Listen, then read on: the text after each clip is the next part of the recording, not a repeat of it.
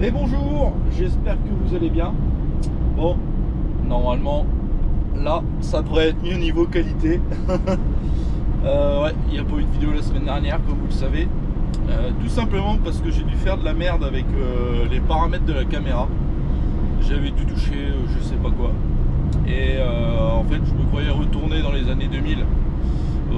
Voire peut-être même avant, au début des caméras, où la qualité c'était vraiment les pixels et tout ça. Et du coup j'ai fini la semaine dernière, j'ai même fait quasiment les 3/4 de la vidéo que j'avais prévue en qualité vraiment très basse résolution. Donc j'allais pas sortir une vidéo où la qualité est vraiment pas ouf. Donc voilà, c'est pas grave. Là actuellement on est le jeudi 6 novembre. Voilà, donc ça sera pas vraiment un vlog, je pense que vous l'avez remarqué au titre. J'ai vidé à Strasbourg ce matin et là je m'en vais à Benheim, donc on est plutôt tranquille. Je m'en vais charger pour demain, on va redescendre tranquille. Bon, ça s'est pas vraiment passé comme je voulais parce que à la base je pensais vider hier et aller au moins à Benheim en foulée, et en fait je me suis trompé dans les calculs. Je suis arrivé hier à Strasbourg avec 9h50 de volant, donc autant dire que même vider de toute façon c'était pas possible. Donc tant pis, ça veut dire que ce soir redécouché. À la base je pensais pouvoir rentrer si j'avais été à Benheim, mais ce n'est pas le cas aujourd'hui. Alors je suis en train de faire une petite doublette, hop, voilà, tac. Bon, alors aujourd'hui on va parler d'un petit sujet qui concerne pas uniquement la benne céréalière. Ça en concerne plutôt pas mal, je pense qu'il y en a qui vont comprendre. On va parler du Qualimat. Alors le Qualimat, qu'est-ce que c'est? Alors en gros, pour faire simple, c'est un peu les contrôles sanitaires pour nous, parce que tout simplement, vu qu'on transporte déjà le céréal, le tourteau, il y a pour l'alimentation, pour nous, et pour l'alimentation animale. Donc il y a des contrôles. Ça varie suivant ce que tu fais, mais voilà, on va parler de ça. Mais avant ça, on va déjà les charger. Comme ça après je sais que je serai peinard. Je pourrais bien vous parler de ça. Et puis voilà, tout simplement. De toute façon j'arrive d'ici 20 minutes. Il va être 9h30 quand je vais arriver, donc je pense que si tout va bien, 10h30 je devrais être reparti. Si c'est pas comme la dernière fois où j'y suis allé, je suis sorti, je sais plus. Alors la dernière fois que ça avait été arrivé, j'étais arrivé plus tard que ça je crois. Et j'avais poroté plus de 2 heures. Parce que l'informatique était tombée en panne, donc on va croiser les doigts pour que là ça tombe pas en panne. Bon allez, on va les charger. Et on va développer un peu le sujet du Qualimat pour vous expliquer un peu ce que c'est. Et voilà, tout simplement. Allez, c'est parti.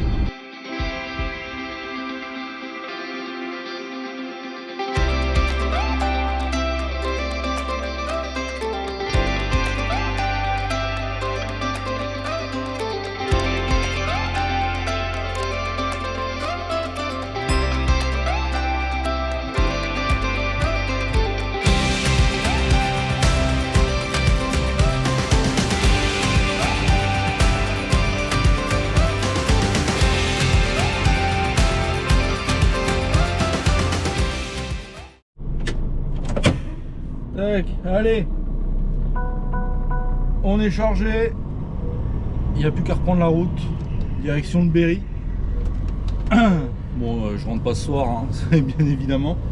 Je vais essayer d'aller dans le Loiret, au moins, si je peux y aller. Normalement, ça devrait passer. Hop, là, il n'y a personne. Allez, c'est parti.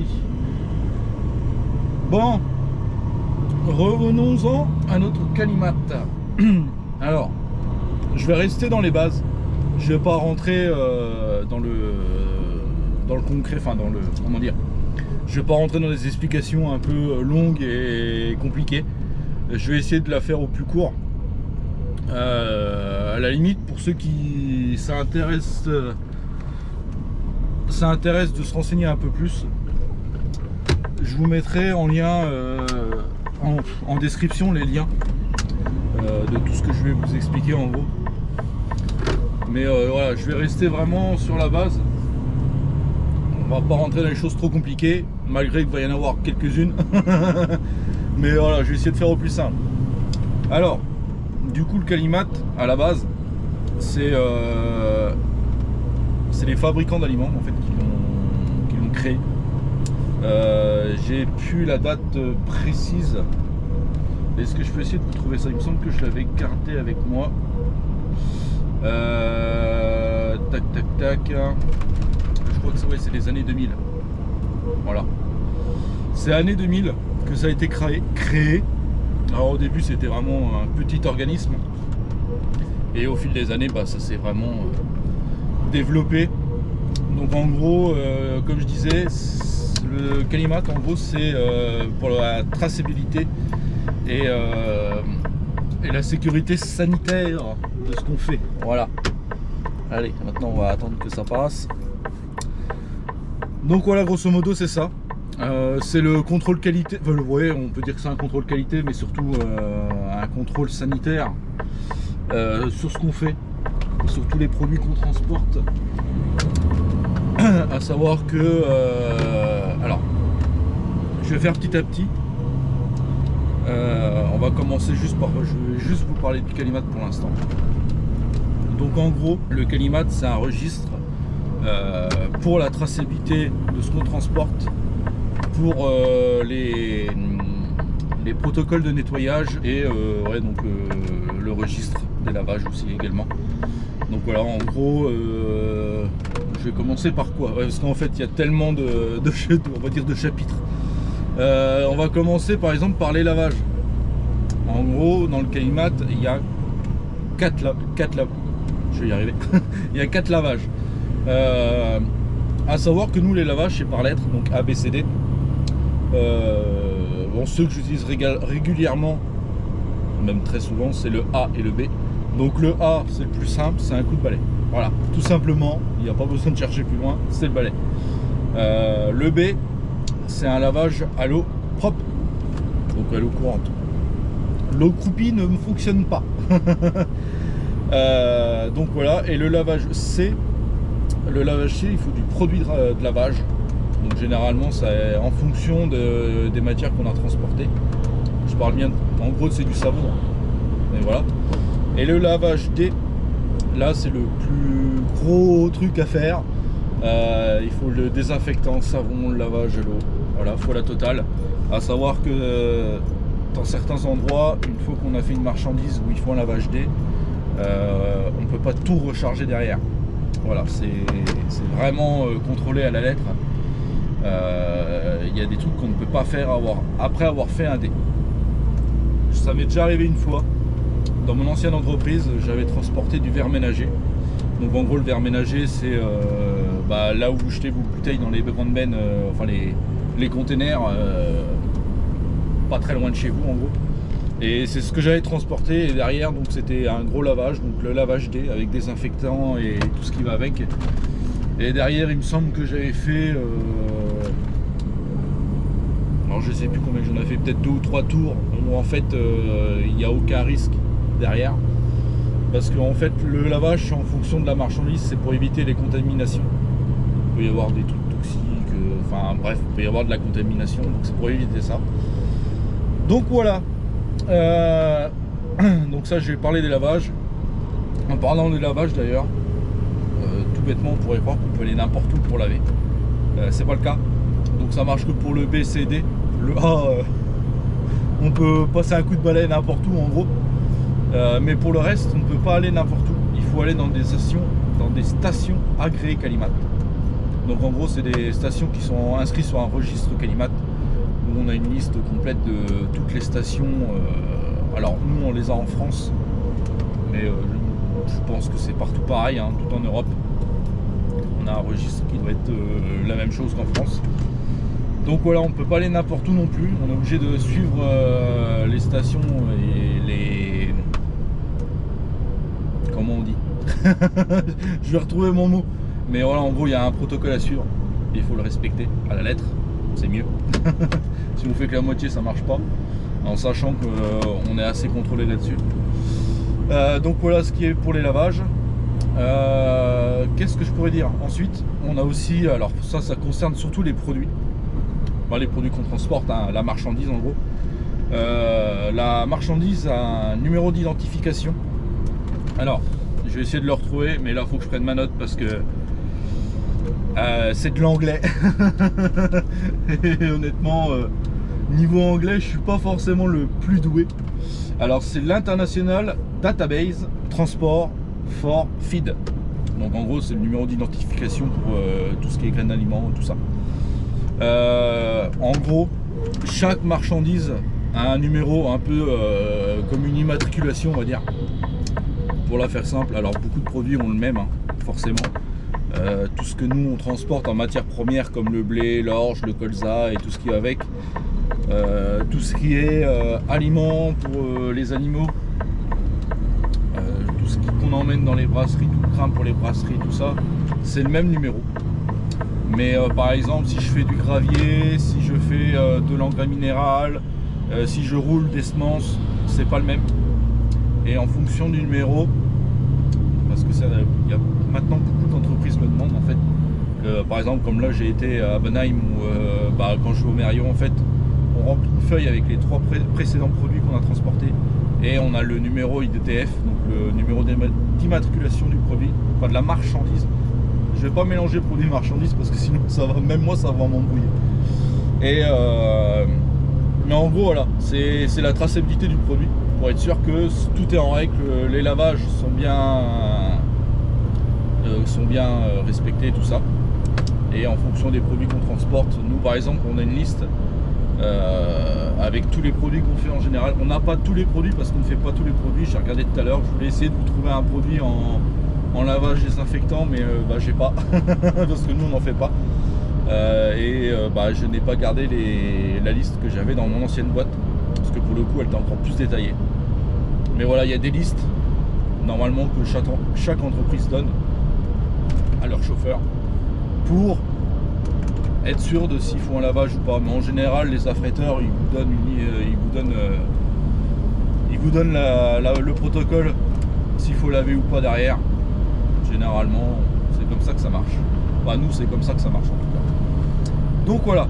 Donc on a ça à faire. Donc respecter les lavages, bien nettoyer les veines, généralement à chaque tour. À savoir que, alors ça, chacun fait comme il le sent. Personnellement, quand par exemple je fais plusieurs tours de la même marchandise, par exemple je fais faire 2 ou 3 blés d'affilée, si c'est la même chose, je vais pas passer un coup de balai à chaque fois.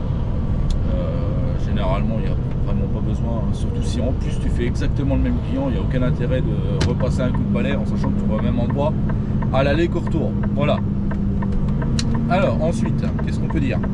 Parce que là, je me concentre aussi sur ce que je fais. J'ai pas envie de faire des bêtises non plus.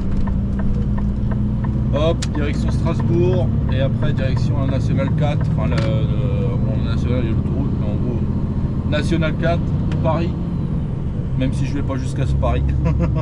En gros, je m'arrête à Cézanne. Enfin, je vais jusqu'à Cézanne et après je coupe tout à travers. Donc voilà. Donc en gros, le calumet, ça sert à ça, à faire la traçabilité de ce qu'on transporte, à éviter si par exemple il y a un risque potentiel de contamination. Par exemple, j'aurais pu en parler avec le lavage.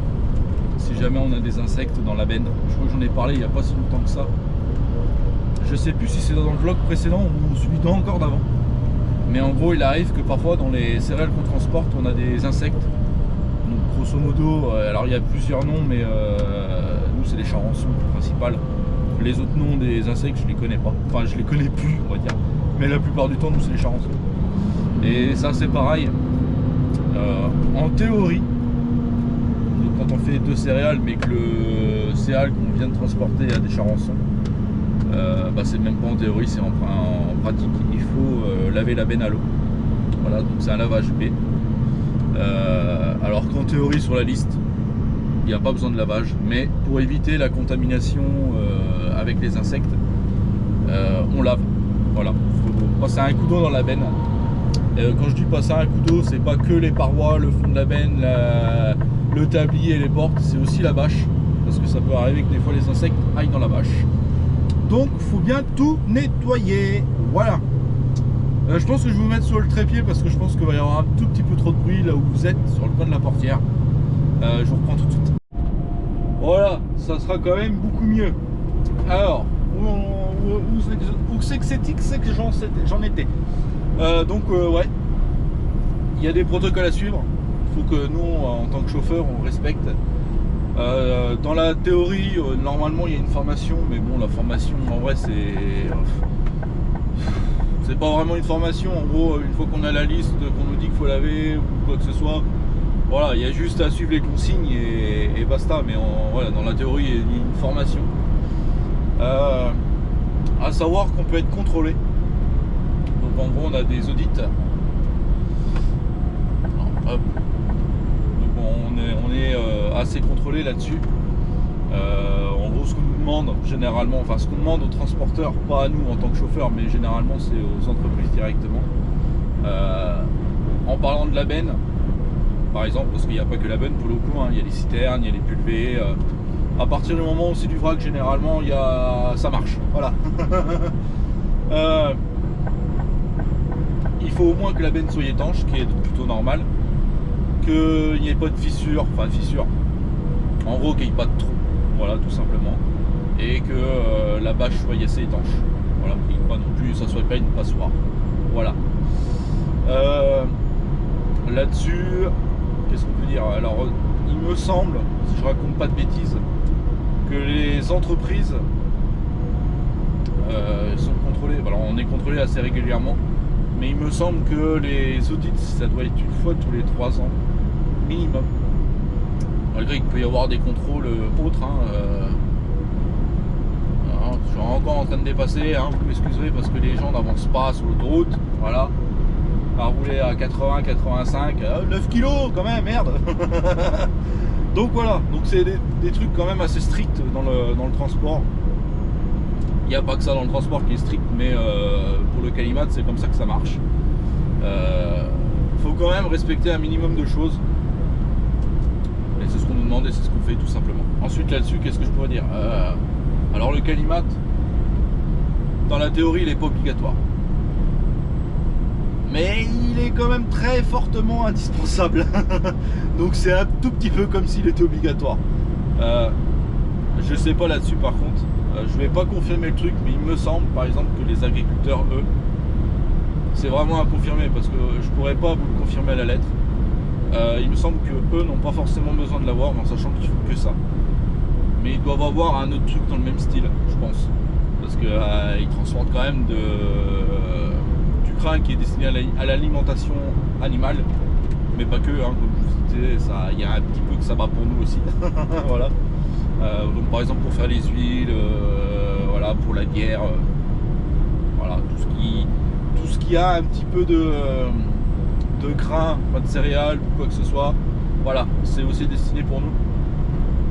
Il n'y a pas non plus une liste énorme, je pourrais pas tout vous dire honnêtement, mais voilà. Donc ouais, généralement dans les entreprises, donc dans les silos, les usines et tout ça, généralement ils aiment bien quand nous on arrive qu'on ait le certificat Qualimat. Comme ça on est tranquille, chacun est tranquille, il n'y a pas de problème à avoir et au moins on peut charger ou livrer, comme ça on est tranquille. Voilà, ça évite les refus. Parce que généralement si on ne l'a pas, on ne peut pas charger ou vider. Voilà, ça marche comme ça. Donc ensuite, alors ça marche pour les entreprises, les patrons d'entreprise et autres. Pour l'avoir le certificat, si je me trompe pas, alors déjà il faut identifier les véhicules, donc le tracteur plus la remorque, même si c'est principalement les remorques qu'on va utiliser pour ça, mais normalement il faut les deux, il me semble. Il faut préciser quel type de produit on va transporter. Donc pour le coup c'est du vrac, donc vrac céréales, vrac matière première comme le tourteau, enfin les céréales c'est aussi de la matière première, mais tout ce qui est tourteau, engrais, gravillon. Alors nous je crois qu'on fait que ça. Mais comme dans mon autre entreprise, voilà, tout ce qui peut être verre ménager, des trucs comme ça. Voilà, faut identifier ce qu'on est dans la possibilité de transporter. Donc ça généralement c'est au niveau de l'affrètement que ça se dit. Savoir qu'est-ce qu'on va transporter, tout ça. Et comme je disais, il faut quand même prouver que le matériel est propre, en bon état, étanche et tout ce qui va avec. Ensuite, il faut connaître les procédures de nettoyage. Donc déjà, savoir connaître qu'il y a des stations qui sont agréées pour laver. Ce qu'il faut nettoyer dans la benne. Je prends pour mon cas, hein. Je ne vais pas parler des citernes parce que c'est d'autres procédures. Mais voilà, connaître tout ce qu'il y a à faire et de se souvenir, il faut garder alors il y a des documents à garder, il me semble qu'il faut les garder au minimum un an. Au minimum, alors généralement il y en a qui les gardent plus. Mais voilà, en cas de contrôle, il faut quand même pouvoir prouver sur au moins un an que tu as tout bien fait tes lavages durant l'année, que s'il y avait besoin de désinfectant ou que du savon ou que de l'eau ou quoi que ce soit, il faut quand même prouver que tu l'as bien fait. Alors généralement quand tu vas en station, tu as des certificats, ils te donnent un certificat de lavage avec si tu as lavé au savon ou au savon. Donc, avec un produit, on va dire, parce que c'est des produits, c'est pas forcément du savon. Mais en gros sur les certificats tout est noté. D'ailleurs il faut que tout soit noté, sinon généralement quand tu vas dans les entreprises, quand ils te demandent ton certificat et que tu avais besoin de mettre du produit ou un désinfectant, il faut le nom du produit ou du désinfectant sur le certificat, sinon tu cherches pas. Voilà, tout simplement. Donc il faut que tout soit retenu, hein, même si tu n'as pas besoin de lavage, tu ailles tout noter. Tous les produits, c'est ce que je viens de dire. Il faut aussi faire connaître à ces chauffeurs les procédures à faire, s'il y a des produits à respecter. Donc généralement ceux qui sont amenés à utiliser, à faire des lavages COD, la plupart, pas tous, c'est bien, fournissent les produits aux chauffeurs. Ou sinon c'est directement dans les stations de lavage agréées, où eux ils ont leurs produits à eux. Et généralement voilà, ça fonctionne très bien aussi comme ça. Je suis en train de remarquer que je vais peut-être allumer mes feux un minimum parce qu'il y a du brouillard en fait. Donc voilà, et je roule en feu de jour depuis tout à l'heure, donc c'est pas ouf. Donc voilà, suite à ça, une fois que tout est bon, on fait la demande, enfin les patrons font les demandes aux organismes agréés. Donc il y en a plusieurs, je ne pouvais pas vous sortir tous les noms, mais il y a plusieurs organismes. Il y a un audit initial. Donc généralement ça marche quand tu crées ton entreprise, tu as un audit initial. Après c'est des audits autres, donc c'est des audits de contrôle. Si tout est bon, tu l'as 3 ans hors pépin, parce que tu peux aussi être viré de Calimat. Je connais certains qui se sont fait virer à cause de protocoles non respectés. Et ouais, voilà, il y a des contrôles tous les ans normalement pour pouvoir garder son certificat Calimat. Voilà, tout soit en règle. Alors généralement quand c'est une entreprise, ça... Alors je sais que mon patron lui se fait contrôler l'état de sa benne à l'intérieur et extérieur.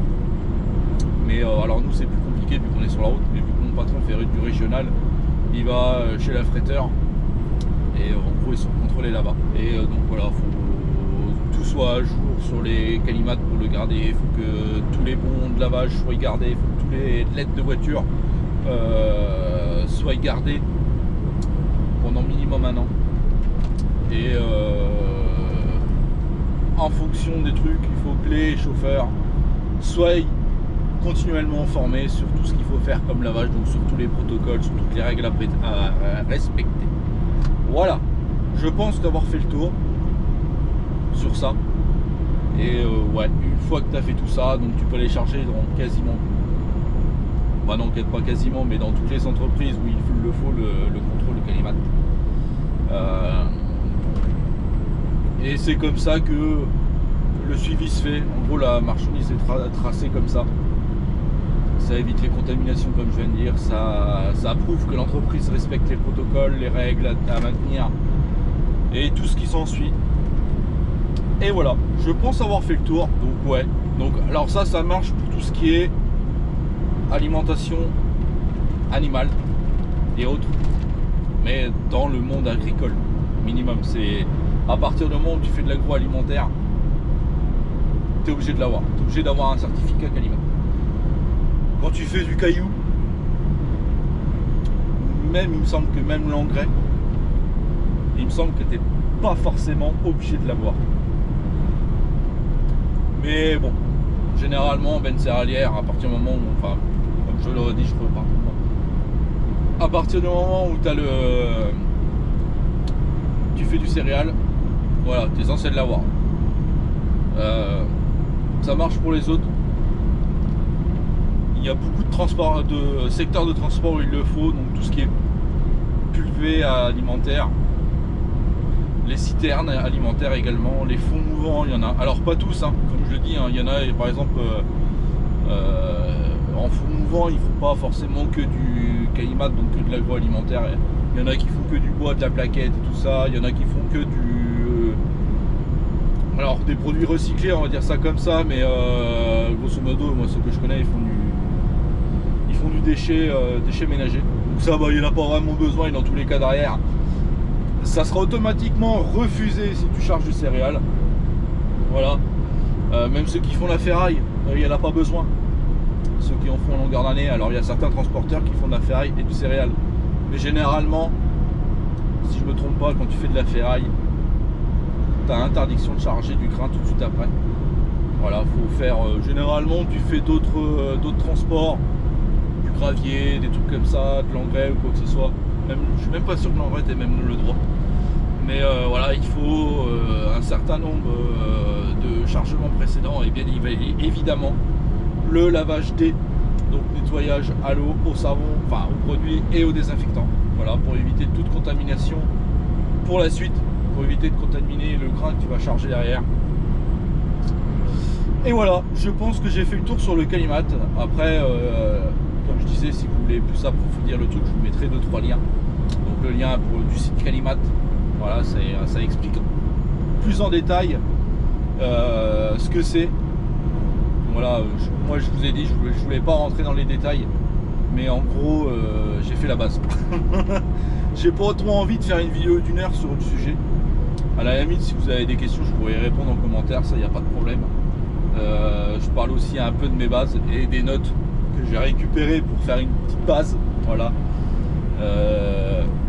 J'ai pas tout dit non plus, mais en gros, le Qualimat et la base IDTF, c'est ce qu'on utilise le plus souvent. Même s'il y a d'autres. Voilà, c'est pareil, je suis en train de suivre des mecs qui ne roulent pas. Et ça m'agace. Voilà, on est sur une autoroute, les gens roulent à 75, 60, enfin 75, 80, mais bon. Donc voilà, je pense avoir fait le tour. Je ne vois pas trop quoi raconter, même si en regardant mes notes, j'ai pas grand chose d'autre à dire, en sachant que je leur dis, j'ai dit la base. Mais voilà, si vous avez d'autres questions, n'hésitez pas. Dans tous les cas, je vous mettrai les liens. J'aurais bien voulu montrer la liste de ce que j'ai, mais voilà, il y a des trucs que je ne peux pas montrer. Alors la liste en soi, je peux la montrer, hein, ça risque rien, mais sur la liste, il y a des informations que je ne peux pas vous montrer, enfin, que je ne peux pas. C'est pas que je ne peux pas, mais c'est que je ne peux pas, voilà. Il y a un minimum de confidentialité. Ah, vous avez compris. Mais voilà, je m'étais promis de pas tout divulguer, donc je ne vous montrerai pas la liste que moi j'ai. Mais sur le site d'IDTF, je vous mettrai en commentaire. Normalement, il y a toute la liste et il y a vraiment des listes, une liste. Je vais pas dire infini parce qu'il n'y a pas une infinité de produits, mais voilà, tout est indiqué. Vous avez les numéros de des marchandises, vous avez les lavages préconisés pour ce type de marchandises. Et voilà, je pense avoir fait le tour. Il me semble. Voilà. Donc voilà. Bon bah écoutez, moi je vais continuer ma petite route. Donc voilà, vous avez au moins les bases. je vous ai vraiment fait la définition, ouais, je vous ai expliqué les bases, le minimum je pense qu'il y a à savoir. Alors c'est vrai que dans la théorie c'est assez compliqué à comprendre, mais en vrai dans la pratique c'est vraiment simple. C'est pas très compliqué. Si je prends mon cas par exemple pour tout ce qui est lavage, même pour les IDTF, on n'a pas besoin de chercher en fait. Nous l'affréteur il nous indique tout, donc le niveau de lavage et les numéros d'immatriculation de la marchandise. Donc là-dessus on est assez tranquille, on n'a pas besoin de s'embêter à chercher quel numéro faut mettre, quel lavage faut faire, ainsi de suite. On a tout qui est détaillé en fonction des missions, enfin à chaque mission tout est détaillé. Donc voilà, donc comme vous pouvez le voir, hein, il est midi, j'ai toujours du brouillard, voilà, c'est un peu le caca, mais bon en vrai ça se lève un tout petit peu. Je vais ralentir un peu parce que lui il avance pas et puis moi j'avance un peu, donc c'est pas évident. Donc voilà, je pense que ouais, qu'est-ce que je vais faire? Je pense que je vais vous emmener avec moi jusqu'à demain. Je vais pas faire un gros truc, hein, parce qu'à la base c'est pas un vlog que je voulais faire. Je voulais au moins vous expliquer le Kalimat. Mais bon, je me dis que ouais, je peux au moins vous faire la fin de semaine avec moi. Même si là en gros, pour tout vous dire, demain livraison Pouligny Notre-Dame dans le 36. En sachant que ce soir il y a de grandes chances, alors j'espère pouvoir y aller, je vais essayer de descendre du côté de Montargis. Normalement ça devrait le faire. J'ai 7 heures de route, mais ce qu'il faut que je fasse gaffe c'est ne pas dépasser mes 9 heures, tout simplement parce que j'ai bousillé mes 2 fois 10 heures. Donc voilà, on va regarder en fonction de ça. Logiquement là où je veux m'arrêter ça devrait le faire, voilà. On verra bien, si je peux pas, bah tant pis, on s'arrêtera un peu plus tôt, puis c'est tout, on va pas s'agacer non plus, hein. Voilà, hein. De toute façon je pense que demain je vide et ça se trouve je vais recharger pour potentiellement lundi. Quoique, à ne pas oublier que c'est il y a le 11 novembre, donc qui est mardi. Et il y a potentiellement des chances que je ne travaille pas lundi. Ça après on verra bien ce que ça va donner. Pour l'instant j'en sais pas plus, voilà, ça sera la surprise demain. On verra bien, bon après je m'en fous, hein. Travailler le lundi, ça va pas me changer grand chose. À la limite ça me fera plus d'heures, même si j'ai des récup à prendre, mais bon, j'ai rien de prévu à faire, donc même si je travaille tant mieux, si je travaille pas tant pis. À la limite si je travaille pas, bah, je viendrai bricoler un petit peu sur le camion. Voilà, j'ai 2-3 petits trucs à faire, surtout en ce qui concerne ce que j'ai derrière, la belle-mère.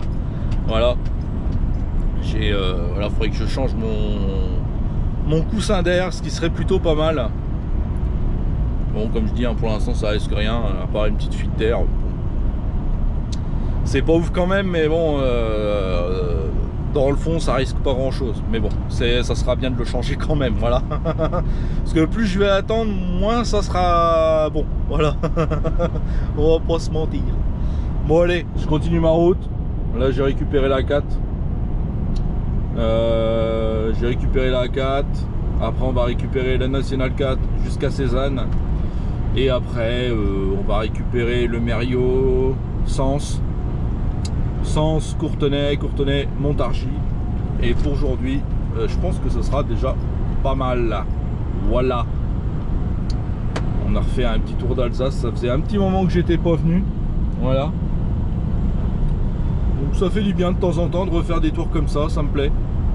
Même si dans le fond, ouais, j'aurais préféré vider hier et recharger, et au moins m'avancer jusqu'à Benheim, mais bon c'est comme ça, on ne peut pas y chercher. Parce qu'il me semble que la dernière fois, j'étais pas parti du dépôt, parce que là en fait hier je suis parti du dépôt.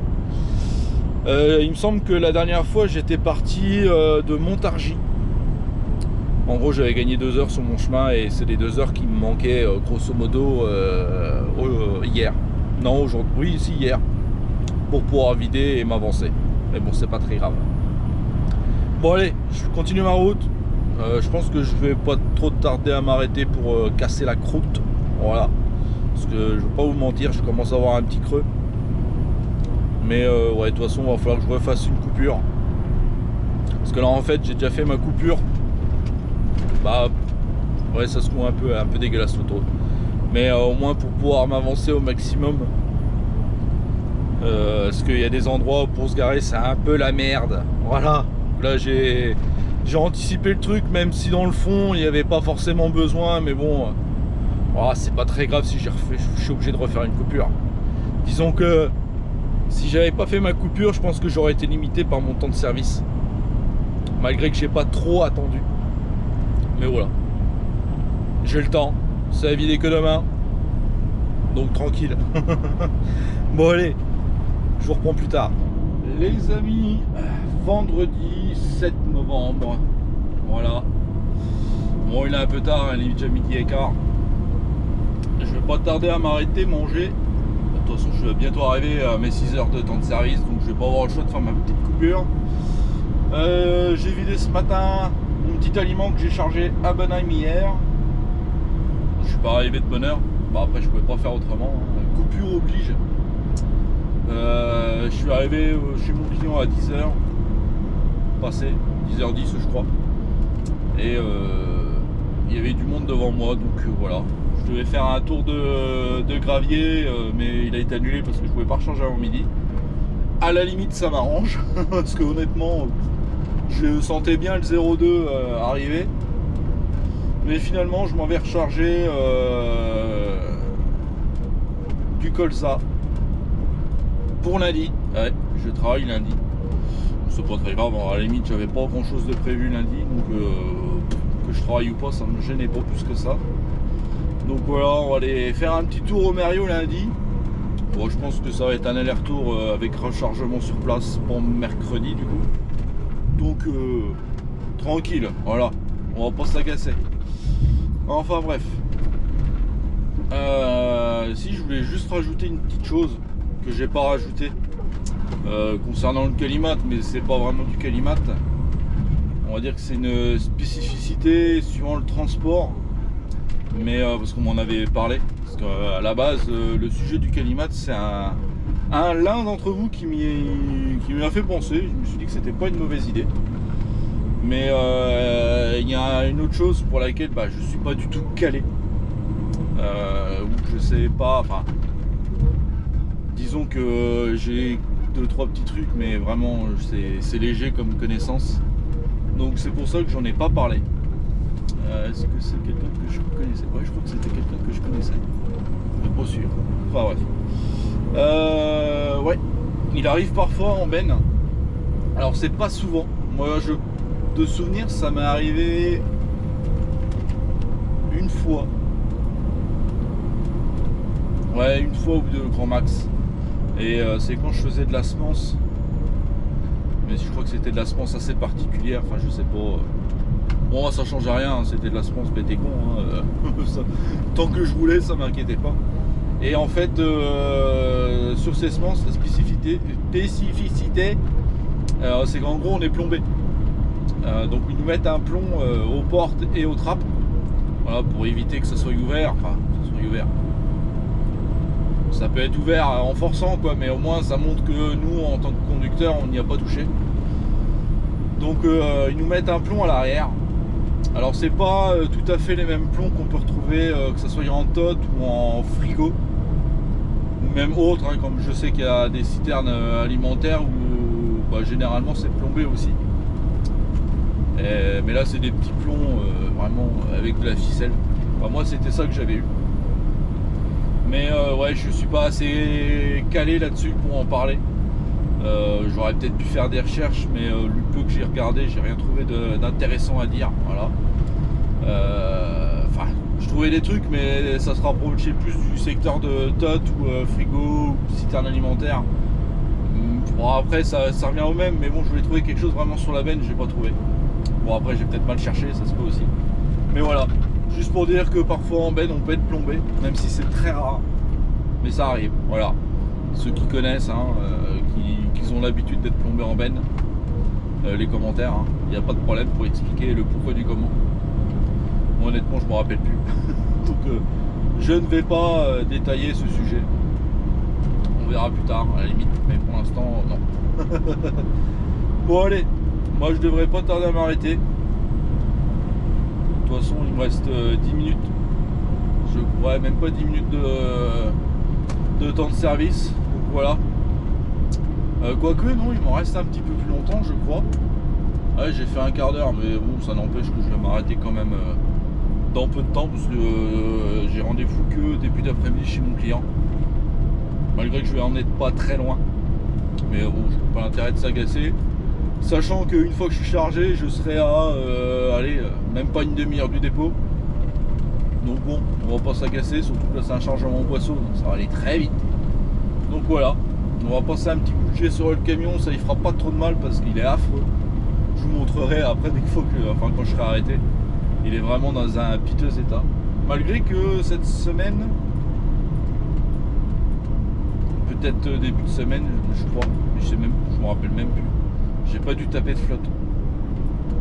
Par contre, ouais, du brouillard, des routes humides, là, comme ce matin, ça a plu hier dans le coin, et bon, les routes humides, ils étaient encore humides ce matin, donc c'est encore un peu plus pourri l'ensemble que ce qu'il était.